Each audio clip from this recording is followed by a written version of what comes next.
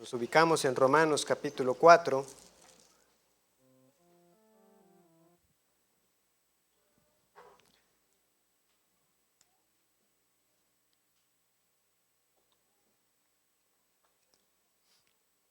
Luego de algunas semanas en este capítulo, hoy estaremos finalizando. Y dice así, el versículo 18. Él creyó en esperanza contra esperanza, para llegar a ser padre de muchas gentes, conforme a lo que se le había dicho, así será tu descendencia. Y no se debilitó en la fe al considerar su cuerpo, que estaba ya como muerto, siendo de casi 100 años, o la esterilidad de la matriz de Sara. Tampoco dudó por incredulidad de la promesa de Dios, sino que se fortaleció en fe, dando gloria a Dios, y plenamente convencido de que era también poderoso para hacer todo lo que había prometido, por lo cual también su fe le fue contada por justicia. Y no solamente con respecto a él se escribió que le fue contada, sino también con respecto a nosotros, a quienes ha de ser contada, esto es, a los que creemos en el que levantó de los muertos a Jesús, Señor nuestro, el cual fue entregado por nuestras transgresiones y resucitado para nuestra justificación. Lo que creemos tiene que llevarnos a actuar de cierta manera, a vivir de cierta forma. Porque una fe que no trasciende de afirmar unas cuantas verdades, esa fe es cuestionada por las Escrituras. Los demonios creen y tiemblan, dice el conocido versículo de Santiago capítulo 2. Por eso yo debo reconocer con toda franqueza delante de ustedes que cuando el Señor trajo a mí el convencimiento de que yo tenía que leer su palabra de manera consecutiva, de principio a fin, si habían capítulos con los que yo luchaba, era con los capítulos de Abraham. Me resultaron entre los más difíciles de asimilar. Bueno, primero porque por un lado mucha ignorancia a uno se le quita, ¿verdad? Quizás para algunos de ustedes también fue una experiencia similar, leer por primera vez Génesis y darse cuenta, mira, Abraham está mintiendo.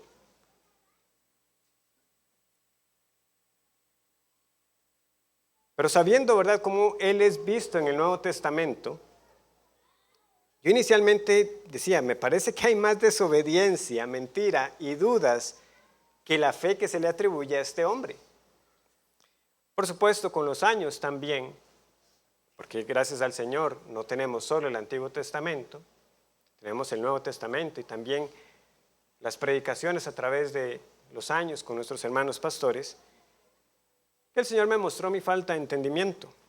No porque esas cosas no estuvieran ahí. Ciertamente, Abraham, como vemos, fue un hombre con muchas luchas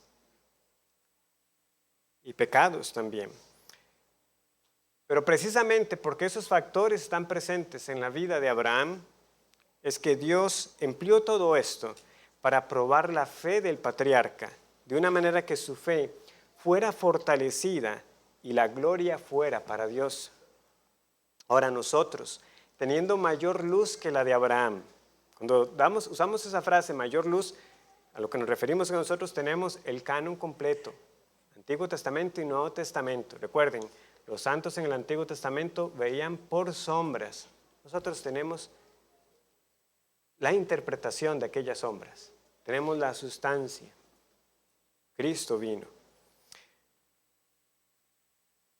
Entonces, con más razón, si nosotros tenemos la palabra, nuestra fe debería ser más fuerte o debería ser fortalecida para así nosotros también caminar por fe. Porque tiene poco valor que nosotros sepamos desglosar el argumento de Pablo. Así vea, Pablo demuestra que Abraham fue justificado por la fe de la siguiente manera, porque fue llamado siendo un impío, porque él no había sido todavía circuncidado, bueno, porque la ley todavía ni siquiera se había publicado, entonces definitivamente no pudo ser por ninguna de esas cosas. Abraham fue justificado por la fe, muy bien, pero ¿qué con eso? Poco valor tiene si nosotros tenemos eso ahí y no seguimos las pisadas de la fe. En otras palabras, nosotros debemos pasar de la evidencia que la Biblia nos da de que la justificación es por la fe a la vivencia. Por eso quiero que estudiemos el final de este capítulo de la siguiente manera. ¿Qué creyó Abraham? ¿Cuál fue el contenido de la fe de Abraham? ¿Cómo fue probada la fe de Abraham? ¿Cómo fue fortalecida la fe de Abraham? ¿Y qué tiene que ver con nosotros? La fe de Abraham. Versículo 18.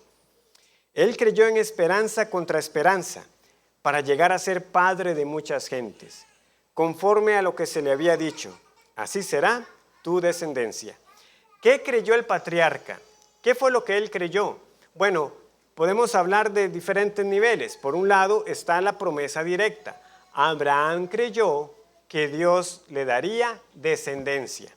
Pero si nosotros vemos el contexto, nosotros veremos que Abraham creyó mucho más que eso. El versículo 17 nos dice que cuando Dios le dijo, te he puesto por padre de muchas gentes, él creyó ¿a quién? Al Dios que da vida a los muertos y que llama las cosas que no son como si fuesen. Entonces, había un sentido, ¿verdad?, en el cual la fe de Abraham fue informada, fue instruida para entender que Dios era un Dios que tenía poder sobre la vida y la muerte. Y por supuesto, un Dios que tiene el poder sobre la vida es un Dios que tiene poder para darme a mí los descendientes que Él quiera. Entonces, esto es lo que nos da a entender, que en el fondo Él cree en Dios como aquel que tiene poder para dar vida incluso a los muertos. Y esta fe de Abraham fue creciendo, y conforme crecía y se fortalecía, más convencido estuvo de que Dios en efecto tenía ese poder para dar vida a los muertos. Esa frase, en esperanza contra esperanza, nos deja en claro que cuando a Abraham se le dijo que tendría una gran descendencia, no había razones humanas para esperarlo. En esperanza contra esperanza, es decir, él lo esperó, pero contra todo pronóstico. Porque eso no se le dijo a él, ¿verdad?, cuando humanamente se tiene la expectativa para ello. O sea, cuando Dios llama a Abraham y a Sara, ellos no eran una feliz pareja de recién casados en sus 20s. No, Abraham tenía 75 años y Sara tenía unos 65, 66 años. Eran personas maduras en edad, incluso cuando consideramos que sí, todavía era común que algunas personas vivieran más de 100 años, bien adentrado, ¿verdad? Al estilo de Jacob, que leemos luego más adelante en Génesis. 137, pocos y malos han sido mis años, ¿verdad? Bueno, poquitos, dice él, han sido de momento. Bueno, todavía era algo común, ¿verdad? Eso. Entonces, un hombre de 70 estaba todavía como a media vida. Pero faltaba, ¿verdad? O sea, todavía para esa edad se esperaba que ya hubieran tenido algunos hijos. Entonces, por eso era contra esperanza. Porque si bien todavía faltaban varios años para ellos considerar que pudieran estar cercanos a la muerte, no eran tampoco ya unos jóvenes. Contra esperanza, Abraham creyó. Ese es el punto. Dios iría haciendo su obra en él para que a pesar de que aumentara la adversidad, su fe iría en aumento. Y esa descendencia incontable, innumerable como las estrellas en el cielo, como él le dijo en Génesis 15, si las puedes contar, así será tu descendencia, se cumpliría. No perdamos eso de vista. Eso Abraham lo creyó contra esperanza. Pero esa fe tuvo que ser probada. Ahora, ¿cómo fue probada la fe de Abraham? Lo fue de muchas maneras. Pero en particular, para al aspecto de la descendencia, nosotros tenemos que considerar lo siguiente, porque muy cercano al tiempo en que Dios llama a Abraham, ¿qué es lo primero que le sucede? Hay una época de hambruna y tiene que ir a Egipto. Y ya sabemos ahí lo que ocurre, ¿verdad? Cuando lleguemos, tú vas a decir que eres mi hermana porque tengo temor de lo que los hombres me puedan hacer a causa tuya, porque eres una mujer bella. Eso es un primer incidente. Luego vemos que tuvo problemas hasta con su mismo sobrino Lot, porque tenían muchas posesiones. Si tú te vas a la izquierda, yo me voy a la derecha. Si te vas a la derecha, yo me voy a la izquierda. Pero realmente este contraesperanza y lo que más probaba a Abraham era el hecho de cómo él mismo se llamaba, como se nos ha recordado también en las predicaciones de Génesis y muchos comentaristas coinciden. Abraham al inicio, sin la H, ¿verdad? Solamente Abraham, ¿qué era lo que significaba? Padre enaltecido. Entonces recordemos, Abraham tiene muchas posesiones, tiene muchos animales, es un hombre importante. Entonces, para las costumbres de la época no sería extraño, ¿verdad?, que las personas también quisieran ir y darle alguna reverencia, algún saludo a este hombre tan importante, tan opulento. Abraham, ¿cuántos animales tienes? Y dime, Padre enaltecido, ¿cuántos hijos tienes? Ninguno. Ningún hijo. Y ahora tenemos que darle mente que esto no iba a ser una pregunta esporádica, iba a ser una pregunta frecuente. Y conforme pasaban los años, uno solo puede pensar, ¿verdad?, en lo incómodo y difícil de estar pasando por la misma situación una y otra vez. Padre enaltecido, ¿dónde están tus hijos? No tengo. Muchas veces pasó por esto, y cuanto más años, mayor la incomodidad, más difícil evitar el asombro para algunas personas, ¿verdad? Qué increíble, ¿verdad? Tiene tantas cosas, pero no tiene hijos, y vea cómo se llama.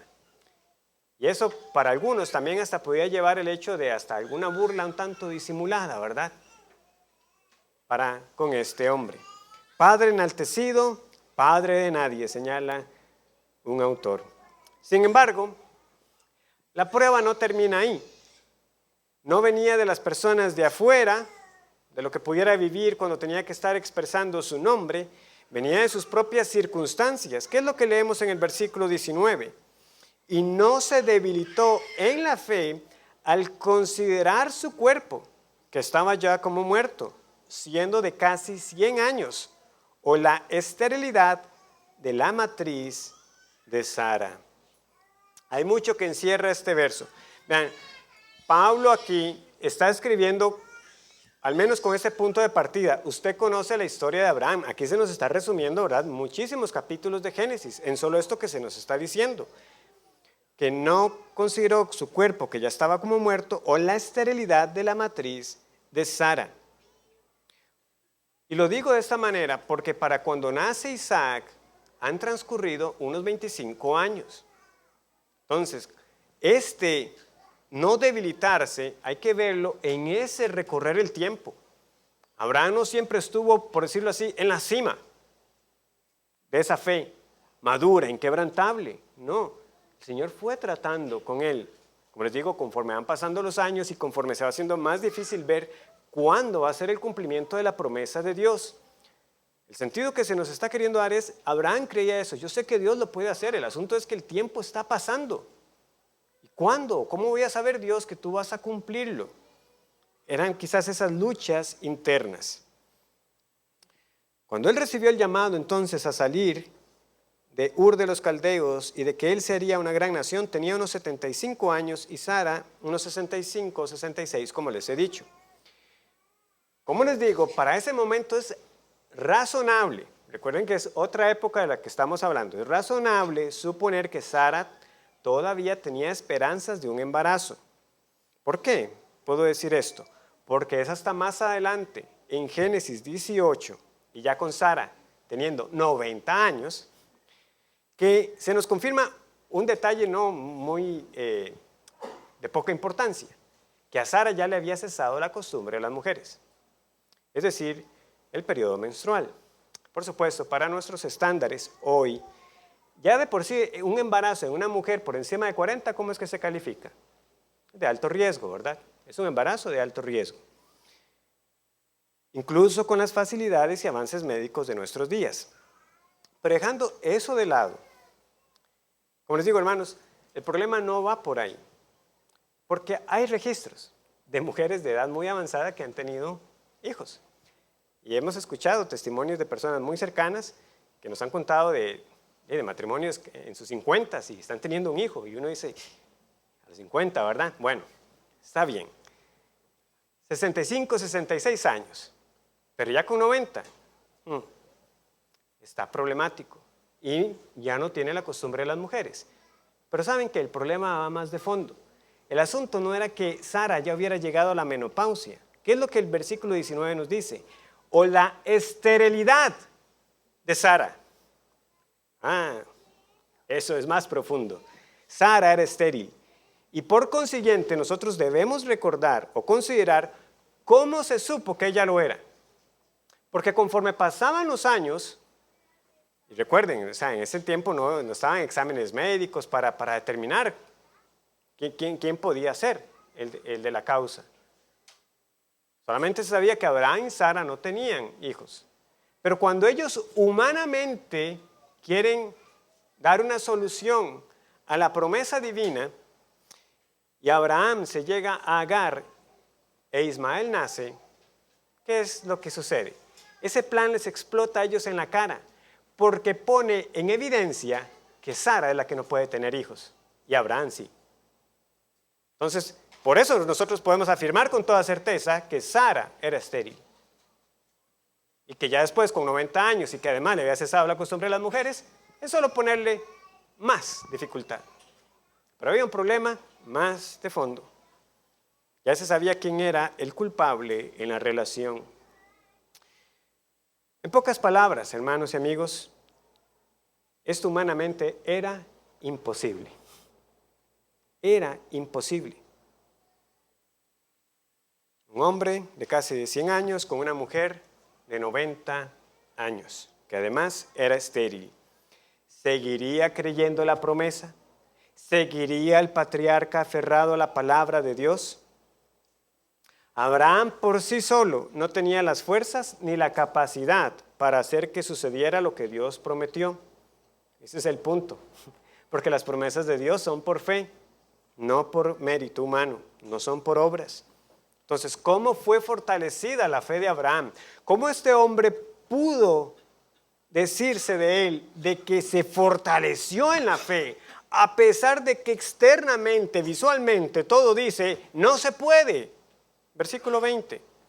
Tampoco dudó por incredulidad de la promesa de Dios, sino que se fortaleció en fe, dando gloria a Dios, plenamente convencido de que era también poderoso para hacer todo lo que había prometido, por lo cual también su fe le fue contada por justicia. ¿Cuál es la clave? ¿Qué es lo que se nos pasa diciendo en estos versículos? Notémoslo desde el versículo 17. Como está escrito, te he puesto por padre de muchas gentes delante de Dios, a quien creyó, el cual da vida a los muertos y llama las cosas que no son como si fuesen. Él le creyó a Dios, ¿verdad? ¿Y qué fue lo que le creyó? La palabra del versículo 17, te he puesto por padre de muchas gentes, yo te voy a dar descendencia. En el versículo 18, una vez más, ¿qué fue lo que él creyó? Lo que se le había dicho, así será tu descendencia. Versículo 21, él estaba plenamente convencido que de parte de Dios, Dios era poderoso para hacer lo que se le había prometido. Una y otra vez, la clave de que la fe de Abraham fuera fortalecida era la palabra de Dios, su promesa. Constantemente es Dios hablándole a su siervo. Por el registro bíblico, nosotros tenemos dos ocasiones antes de Génesis 15, que es cuando se nos dice que Abraham creyó a Dios y le fue contado por justicia, donde la promesa de una descendencia se le da. En Génesis 12:7, por ejemplo, y apareció Jehová a Abraham y le dijo, a tu descendencia daré esta tierra. Y este versículo lo vimos enfatizando la parte de la tierra, ¿verdad? Hay una promesa de una tierra que se le va a dar. Ahora quiero que veamos la parte de la descendencia. Porque ¿a quién se le va a dar la tierra que se le está prometiendo a Abraham? A su descendencia. Es una forma de decirle, yo te voy a dar hijos. Y eso es cuando recién lo llamó. Capítulo 13, versículos 15 y 16. Si quieren vamos a Génesis y vamos haciendo ese recorrido rápido por estos versículos. Génesis 13, 15 y 16. Una vez más, la promesa de Dios. Porque toda la tierra que ves, la daré a ti, ¿y a quién? Y a tu descendencia para siempre. Versículo 16, y haré tu descendencia como el polvo de la tierra, que si alguno puede contar el polvo de la tierra, también tu descendencia será contada. Vean que ya esas frases estaban mucho antes de Génesis 15. Vean que entonces Dios le dice eso. Y sin embargo, ¿qué pasa en el capítulo 15? Vamos al capítulo 15. Versículo 2. Y respondió Abraham: Señor Jehová, ¿qué me darás, siendo así que ando sin hijo y el mayordomo de mi casa es ese Damaseno, Eliezer? Dijo también Abraham: Mira que no me has dado prole, y aquí será mi heredero, un esclavo nacido en mi casa. Señor, yo te creo, yo creo que me vas a dar una descendencia, pero ¿cómo es que lo vas a cumplir? Va a ser este Damaseno, va a ser mi siervo principal. ¿Cómo trata el Señor con su siervo? Una vez más, trae la palabra. Versículo 4. Luego vino a él palabra de Jehová. Y como les dijimos, hay razones para pensar que en esta expresión y en el versículo 1 podamos estar ante una cristofanía, una aparición del Señor, que verbalmente entonces le dice a él: Luego vino a él palabra de Jehová diciendo: No te heredará este, sino un hijo tuyo será el que te heredará. Y lo llevó fuera y le dijo: Mira ahora los cielos y cuenta las estrellas, si las puedes contar. Y le dijo: Así será tu descendencia. Versículo 6. Y creyó a Jehová y le fue contado por justicia. Notemos que cuando se nos dice que Abraham cree, es por lo menos la tercera vez que se le dice esto. Así es como se fortalece la fe. Una y otra vez la palabra del Señor viniendo a nosotros diciéndonos lo mismo. Oh, hermanos, qué importante es que se nos diga esto aquí. Porque sabemos que Abraham tuvo fe cuando él salió de Ur de los Caldeos. Por fe, él salió a una ciudad que no sabía, a una tierra desconocida. Eso nos lo dice Hebreos 11. Pero es aquí, por tercera ocasión al menos, que Dios le sigue diciendo: Abraham, yo te voy a dar descendencia.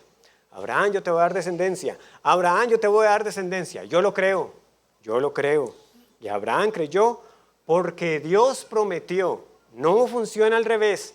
Dios no nos promete porque Él ve que vamos a creer. No, Dios promete, nosotros creemos. También, hermanos y amigos, qué importante es que se nos diga esto aquí, antes de lo que sucedió con Agar. Qué increíble y qué reconfortante saber que el Señor le contó esta fe por justicia a Abraham antes de verlo hacer un desastre, al escuchar la voz de su esposa y tener este hijo con esa sierva. Porque Abraham había creído.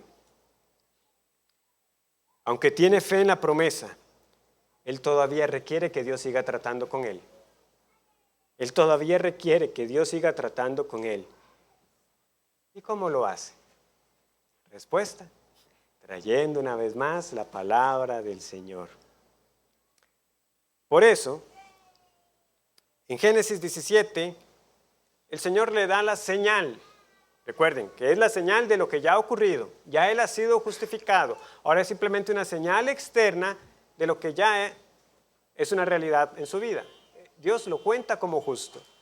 Y le dice: te vas a circuncidar, y no solamente tú, sino tus hijos y todo siervo en tu casa.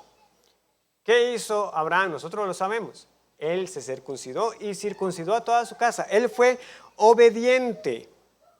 Sin embargo, en medio de la señal y del acto de obediencia, ¿qué ocurre en el medio?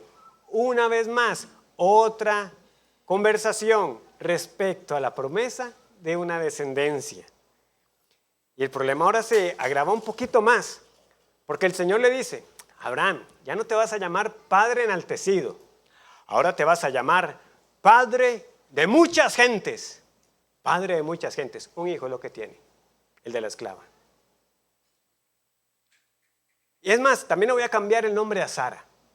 Ya no va a ser Sarai, va a ser Sara, porque va a ser madre de las naciones de la tierra y reyes de pueblos saldrán de ella. Génesis 17:17.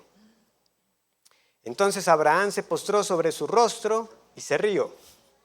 Y dijo en su corazón: a hombre de 100 años ha de nacer hijo, y Sara ya de 90 años ha de concebir. Y dijo Abraham a Dios: ojalá Ismael viva delante de ti. Ahora, yo sé que lo que voy a decir aquí va a diferir un poquito de cómo mi querido hermano pastor lo presentó en su momento. Como les digo, yo ya les reconocí a ustedes con franqueza lo que es para mí estudiar la vida de Abraham con el Nuevo Testamento. Yo sé que el Nuevo Testamento me está diciendo que Abraham no dudó y que se fortaleció. Pero a veces esta risa de Abraham es motivo de diferencia entre los estudiantes de la palabra de Dios. Este hombre llegó al punto de no dudar y de fortalecerse. Pero el contexto hasta este punto de Génesis 17 y su respuesta de que Ismael viva,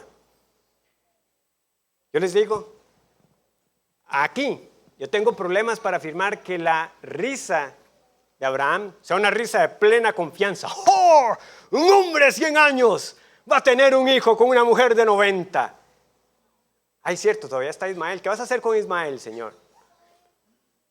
Como les digo, tengo dificultades porque siento que este elemento de él diciendo aquí, ojalá Ismael viva delante de ti, hay todavía una fe que está siendo probada. Yo no estoy diciendo que Abraham dudara. Él todavía cree que Dios le va a cumplir la descendencia.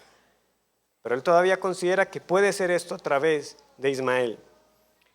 Pero yo lo que estoy seguro es del remedio que Dios tiene que aplicarle una vez más a Abraham.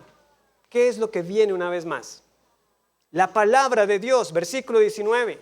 Respondió Dios: ciertamente Sara, tu mujer, te dará a luz un hijo, y llamará su nombre Isaac, y confirmaré mi pacto con él como pacto perpetuo para sus descendientes después de él. Y en cuanto a Ismael, también te he oído, he aquí le bendeciré y le haré fructificar y multiplicar mucho en gran manera. 12 príncipes engendrará y haré de él una gran nación. Mas yo estableceré mi pacto con Isaac, el que Sara te dará a luz por este tiempo el año que viene. Y acabó de hablar con él y subió Dios de estar con Abraham. Es aquí, hermanos, donde yo creo que una vez más Dios habla y Abraham cree. El Señor trata una vez más con él. A hombre de 100 años y a mujer de 90, sí, es de Sara que te lo voy a dar. Y él creyó. Él acabó de hablar y se fue. Desde mi perspectiva, es esta reiteración de parte de Dios la que cambia el panorama. Es como el Señor diciéndole: Abraham, tranquilo, Ismael vivirá, príncipes saldrán de él, pero yo te daré un hijo a través de Sara. ¿Qué hizo Abraham? Creyó.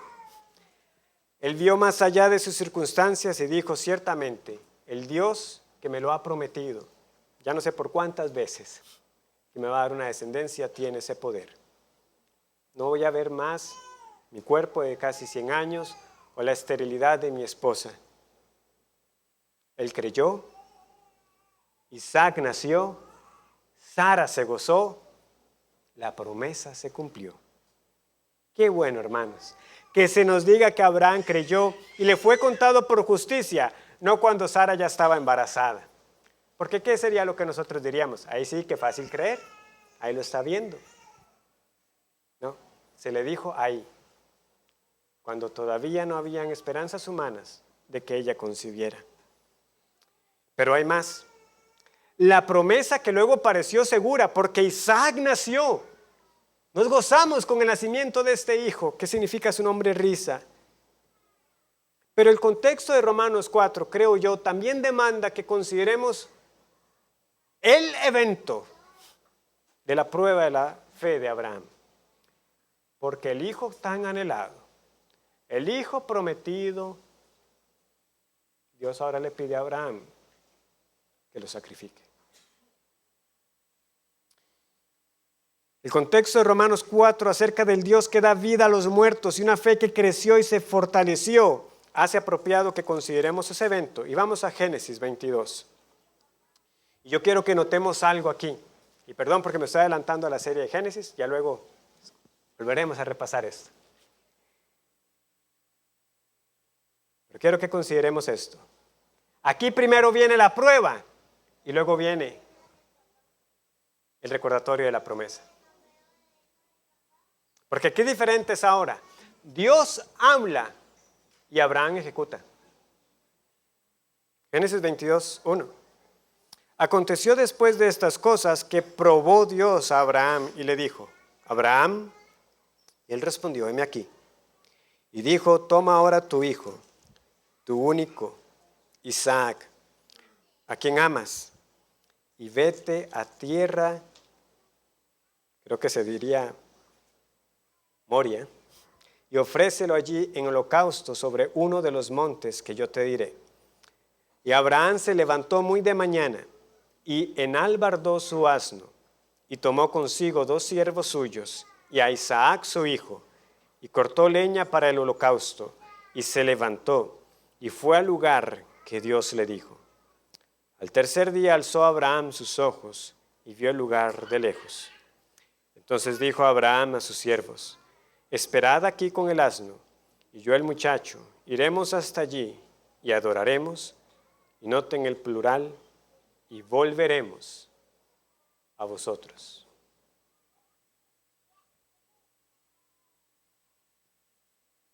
Sabemos cuántos años tiene Isaac en este momento. Es al menos un muchacho ya que puede no solamente caminar por su cuenta, sino también llevar una carga. 3 días caminando. Abraham no le ha dicho a su hijo lo que va a pasar. Como yo les dije, en mis primeros años de lectura, yo consideraba, bueno, sabiendo que Abraham ya había mentido antes, ¿y será que cuando los siervos, él le dice esto a los siervos, será igual como alguna de esas mentiras camufladas de él, bueno, mejor les digo a ellos que vamos a volver para que Isaac no escuche lo que voy a hacer. Esperen aquí 3 días mientras vuelvo a ustedes porque voy a ir a sacrificar a mi hijo. Pero esa era una forma inmadura de pensar de mi parte. Porque aquí ya han pasado muchos años. Como les digo, este ya no es el mismo Abraham. Señor, ¿cómo me pides esto? Y la promesa de la descendencia. Eso hubiera sido como algo, un diálogo esperado, ¿verdad? Después de que el Señor le da esa orden, pero no. Toma a tu hijo, al que amas, y ofrécelo. Lo que tú digas, Señor. Esa es la fe inquebrantable. Esa es la fe que ha sido madurada y probada. Por eso también le puede decir a su hijo que Dios se proveería del cordero. Y por eso también con cuchillo en mano tiene a su hijo enfrente, dispuesto a atravesarlo o a degollarlo. Él tuvo la determinación de atravesar a ese hijo por el cual tanto esperó. Porque el Dios que me lo dio debe tener el poder de traerlo de vuelta. Él no faltará a su promesa. Él me dijo que en Isaac sería llamada descendencia. Y si Él me lo pide, este Dios tiene todo poder para traerlo de nuevo a la vida. Esa es la fe madura, probada, con la cual dio la gloria a Dios. No extiendas tu mano, ya sé que me temes, dijo Jehová. Por supuesto que Dios sabía que Abraham le temía. Pero vean lo que sucede ahora. Él ahora escucha la promesa después de la prueba. Versículo 16. Y dijo, por mí mismo he jurado, dice Jehová, que por cuanto has hecho esto y no me has rehusado tu hijo, tu único hijo, de cierto te bendeciré y multiplicaré tu descendencia como las estrellas del cielo y como la arena que está a la orilla del mar, y tu descendencia, poseerá las puertas de sus enemigos. En tu simiente serán benditas todas las naciones de la tierra, por cuanto obedeciste a mi voz. Esto es vivir por fe. Humanamente hablando, esto es como la cúspide, hermanos, de una fe inquebrantable, entregada de entero de lleno a lo que el Señor pida. Pidió a mi hijo, yo se lo doy. Eso es entregarse de lleno a las promesas de Dios. Pero no olvidemos esto. ¿Cuál es el punto de lo que hemos estudiado en Romanos? Somos justificados sin obras. Esto no justificó a Abraham. Abraham ya era recto delante de los ojos de Dios. Pero la fe que justifica, la fe que salva, va acompañada de obras. Y Abraham aprendió la obediencia a Dios sin cuestionamiento. Él aprendió que cuando Dios dice, haz lo que digo, del resto me encargo yo, Dios se va a encargar. Es lo que Dios le dijo a Abraham y es lo que Dios nos sigue diciendo a nosotros hoy. Obedézcame, del resto me encargo yo. Él va a cumplir, hermanos. Él va a cumplir. Esta es la fe probada y madurada. Una fe y un caminar por fe que da la gloria a Dios. Es la vida en fe y por fe con la que glorificamos a Dios, que es nuestro fin principal. ¿Cuál es el propósito principal del hombre? Glorificar a Dios y disfrutar de Él para siempre. Hermanos, queremos glorificar a Dios, vivamos por fe. ¿Cómo será fuerte nuestra fe? ¿Qué es lo que hemos visto? No será fortalecida aparte de la palabra. Por eso una y otra vez la promesa vino a este siervo y por eso una y otra vez ustedes y yo, cada domingo y cada día entre semana leyendo la palabra de Dios, necesitamos escuchar las promesas de Dios una y otra vez. Una y otra vez necesitamos seguir escuchando quién es Jehová, quién es este Dios soberano, quién es este Dios poderoso, quién es este Dios que puede dar vida a los muertos, quién es Jesucristo. ¿Y cuáles son las promesas ciertísimas que tenemos en Él? Una y otra vez las necesitamos para que nuestra fe sea fortalecida, porque así fue fortalecida la fe de Abraham. De nuevo, lo que estamos viendo aquí en este capítulo es el resultado de más de 30 años, y cuidado si no hasta más de 40 años de escuchar las promesas de Dios. ¿Cuántos aquí tienen más de 40 años de estar en los caminos del Señor? Aquí son pocos. No esperemos una vida fuerte de fe, con poca palabra. Esperémoslas con años de ser probados y de escuchar la palabra. Palabra y prueba, palabra y prueba, palabra y prueba. Y esa fe saldrá fortalecida, saldrá purificada. Y yo puedo hablar de las pruebas porque Pablo las menciona en Romanos capítulo 5. Como una pequeña introducción después de muchas otras cosas que nos va a decir. Cuando ya Él nos lleva a considerar esos preciosos frutos de la justificación que tenemos, vean ya lo que nos está anticipando en Romanos capítulo 5, versículo 2. Él nos dice que por esta fe tenemos entrada a esta gracia en la cual estamos firmes y nos gloriamos en la esperanza de la gloria de Dios. Pero no termina ahí. Y no solo esto, sino que también nos gloriamos en las tribulaciones, sabiendo que la tribulación produce paciencia, y la paciencia prueba, y la prueba esperanza, y la esperanza no avergüenza. Porque Dios no nos ama, no, todo lo contrario. Porque el amor de Dios ha sido derramado en nuestros corazones por el Espíritu Santo que nos fue dado. Palabra y prueba, palabra y prueba.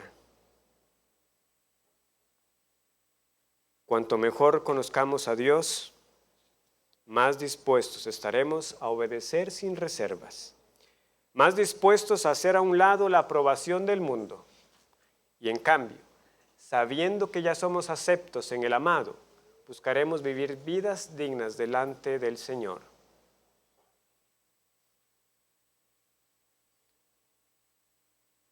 Porque para esto hemos sido llamados, hermanos, porque pruebas vendrán. Nuestra fe también será puesta a prueba.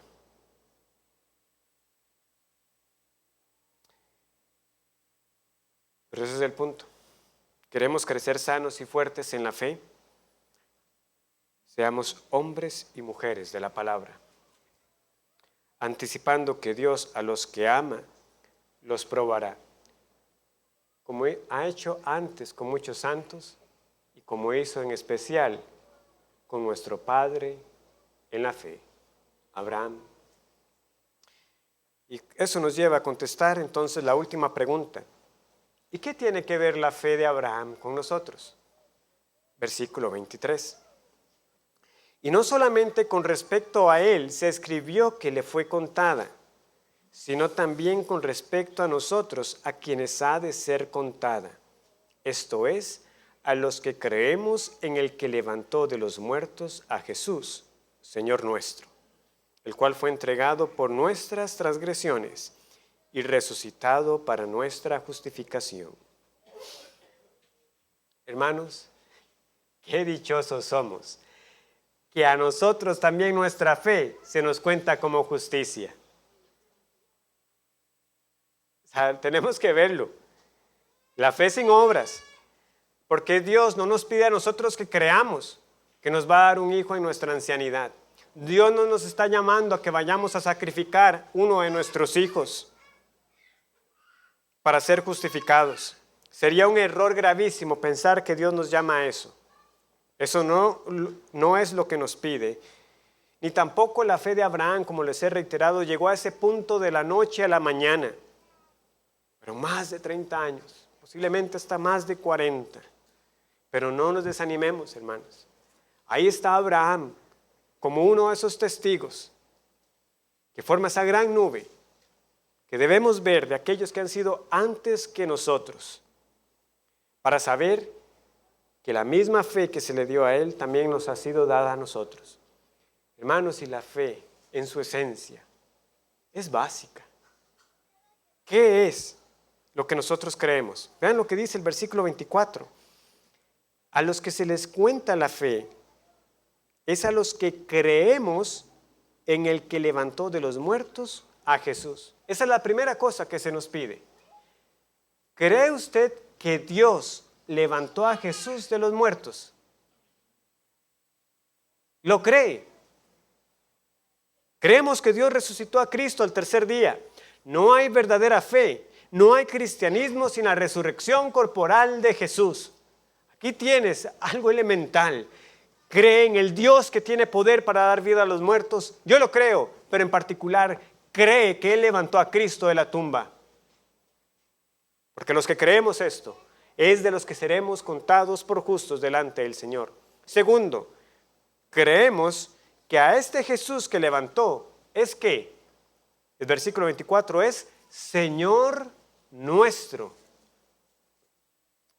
Yo, hasta la fecha, me sorprendo cada día más de que haya habido una época en la que se habló de una controversia de salvación de señorío. Para los que no están muy familiarizados con eso, eran debates de que algunos hablaban, ¿verdad? Y que eso se reflejó en algunas iglesias como en las que estuve en mi infancia, donde a uno se le decía, cree en Cristo para Salvador y más adelante hazlo Señor de tu vida. No. La fe salvadora reconoce a Jesús como Señor desde el primer día. Él tiene toda autoridad. De nuevo, porque esa es la esencia de la fe. Dios manda, yo obedezco. Es nuestro Señor. A Él le debemos nuestra entera lealtad. Recuerden que desde el primer capítulo, Pablo dijo que Él venía o había sido apartado por el Evangelio, prometido desde las Santas Escrituras acerca de su Hijo, nuestro Señor Jesucristo. Siempre ha estado ahí. Jesús es Señor. Nosotros no le hacemos Señor, le reconocemos como Señor. Tercero, ¿qué creemos además? Nosotros creemos que este Jesús, Señor nuestro, fue entregado por nuestras transgresiones. Entregado por nuestras transgresiones. ¿Qué clase de fe sería si no creyéramos que este Jesús fue entregado en la cruz por mis pecados? Esto es lo que lo hace personal. Una cosa es que usted crea que un Jesús murió en una cruz. Esa es la noción que muchos tienen, tristemente, de esta época llamada Semana Santa. Ven una procesión, verán algunas películas que no les recomiendo, y eso es todo. Un hombre murió en una cruz para salvarnos. No, para salvarme. Por mis pecados le llevaron ahí. Yo lo creo, es mi Señor, y mi Señor murió por mí, por mis transgresiones. En un sentido individual y también corporal, por nuestras transgresiones. Yo también creo que mi Jesús murió por los pecados de los que ahora yo llamo mis hermanos. Por eso también puedo perdonar. Cuarto, también creemos que Jesucristo fue resucitado para nuestra justificación. ¿Qué es lo que está pasando aquí? Bueno, ya vimos que la fe cree que Dios levantó a Jesús de los muertos, pero aquí se nos dice que no solamente fue un acto de poder de Dios para mostrar su autoridad sobre la muerte, de que Él le dio vida a Jesús. Es además que Él fue resucitado para nuestra justificación. ¿Cómo es esto? ¿Cómo sabemos nosotros que nuestros pecados han sido perdonados? Si nosotros solamente tuviéramos la muerte de Cristo en la cruz, ¿cómo sabemos usted y yo que esa muerte de Jesús fue aceptada por el Padre? ¿Cómo lo sabemos? Porque Él resucitó. Esa es la forma de Dios decirnos, no es por ningún sacrificio suyo, es por el sacrificio que yo hice. Lo que al final Abraham no hice, yo lo hice. Yo sí di a mi único hijo. A mi único amado hijo, yo lo di. Por amor del pueblo que quise rescatar por pura gracia. ¿Quieres saber que es así? Yo acepté el sacrificio de mi hijo. Él fue resucitado para que quede en constancia que su sacrificio fue aceptable, olor grato para mí. Y por su sacrificio, mi siervo justificará a los muchos.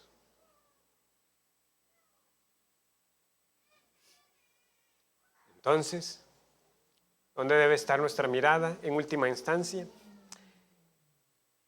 No en Isaac a punto de ser sacrificado, sino en el Cordero del mundo.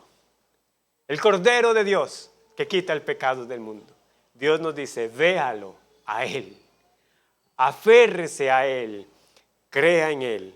He aquí el Cordero de Dios que quita el pecado. Todo aquel que plenamente convencido dice, solo por Cristo y nada más, es bienvenido a la familia celestial. Gloria a Dios. Como dijo un predicador, así como Dios no estuvo dispuesto a reconocer a Ismael como el hijo de su promesa, Abraham, debido a que ese hijo fue concebido por medios naturales, Él no está dispuesto a reconocer como sus hijos espirituales a quienes confían en su propia bondad y en sus propios logros. No son mis obras, es la obra de Cristo. Renunciemos a todo intento para salvarnos por nosotros y de nuevo, entreguémonos sin reserva a lo que Dios ha prometido. Creámosle a Él, vivamos por fe. ¿Cómo caminaremos por fe?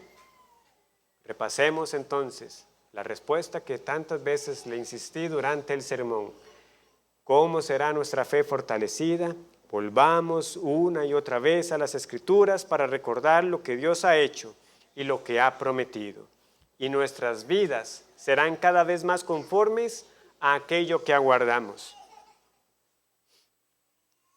Y seremos fortalecidos. ¿Por qué?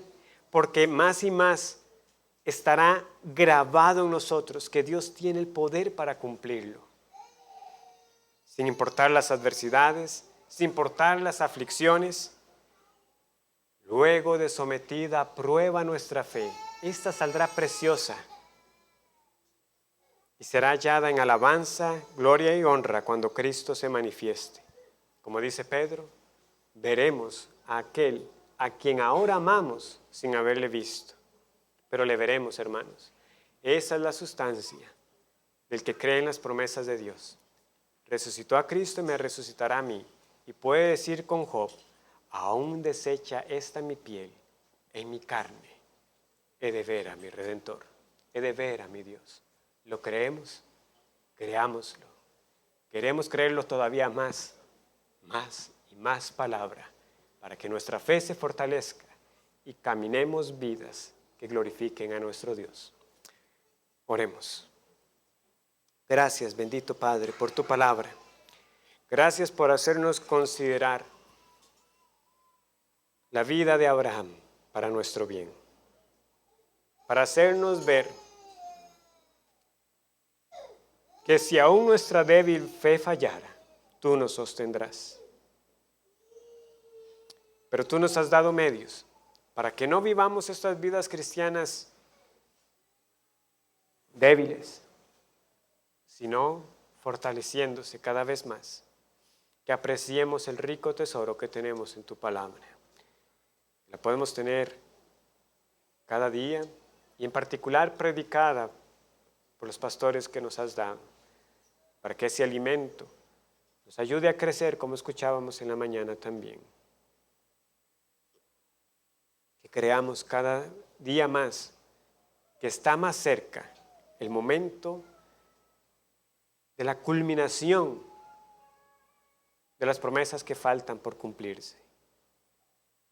Que tú nos darás vida aún después de la muerte, porque la muerte fue bebida en victoria por Jesucristo.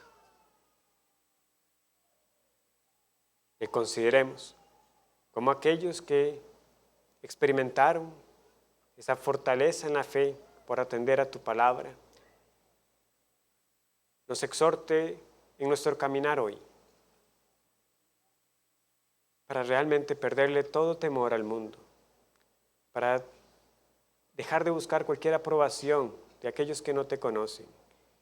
En cambio, obedezcamos sin importar las consecuencias, porque tú estás con nosotros.